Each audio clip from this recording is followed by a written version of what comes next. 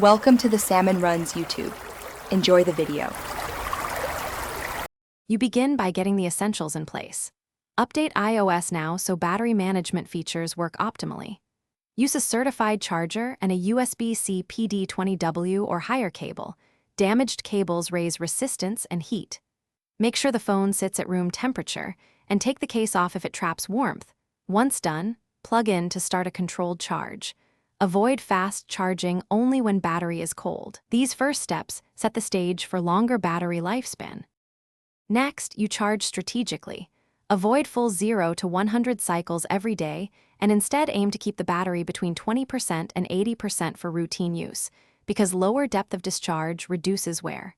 Turn on optimized battery charging in settings so the phone delays hitting 100% until you need it. Make partial top-ups convenient. Plug in for short sessions. This minimizes high voltage exposure. Also, make sure to charge when the device is cool and not while streaming heavy tasks. To finish, you should unplug once you reach around 80 to 90% for everyday use. Repeated overnight 100% holds add stress. Every few months, perform one full calibration cycle, charge to 100% and let it discharge to shut down once, to correct battery percentage accuracy. If you see rapid drain, make sure to check background app refresh and battery health percent in settings and update software. If problems persist, restart the phone and test with a different certified charger. Thanks for watching. Consider subscribing if we helped you.